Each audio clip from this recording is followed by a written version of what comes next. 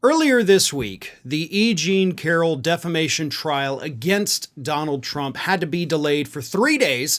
It's supposed to pick back up today, but it had been delayed for 3 days after a juror tested positive for COVID and after Alina Habba told the judge that she had been feverish over the weekend after being exposed to somebody with COVID-19.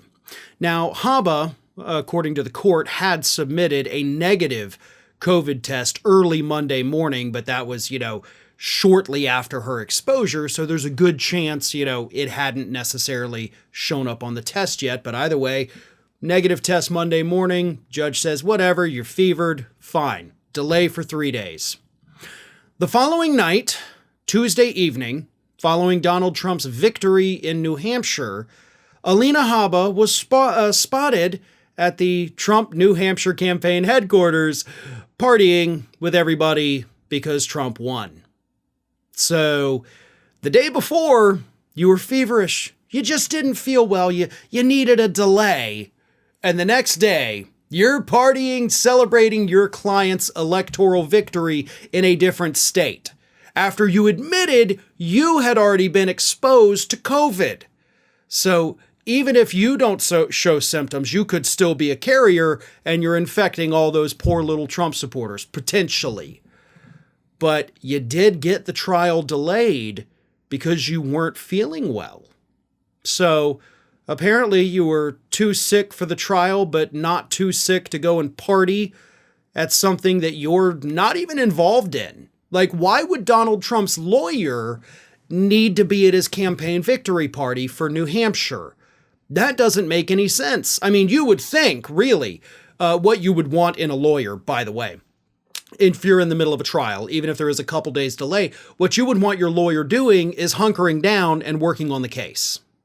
I have worked in a law firm with some of the best lawyers in this country for 20 years. Do you know what they do not ever do and have never done while they're in the middle of trying a case, even if they have a couple days off?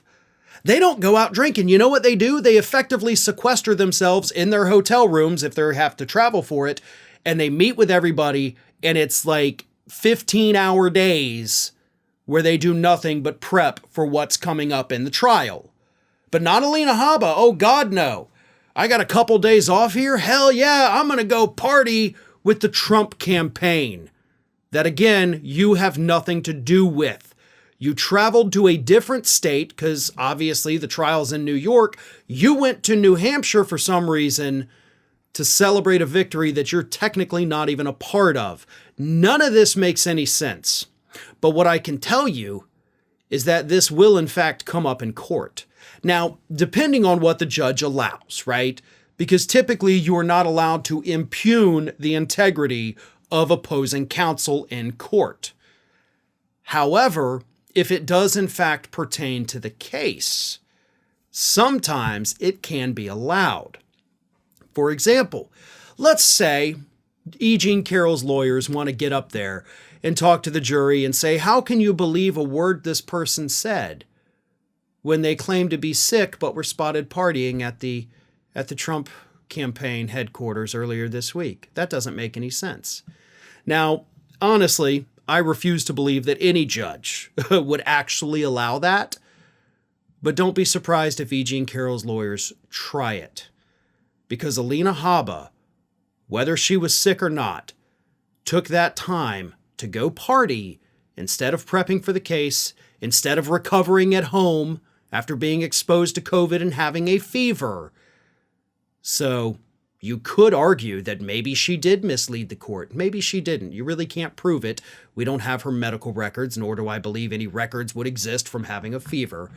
But either way, kind of tells the jury that maybe Alina Habba's not being completely honest about so very many aspects of her life.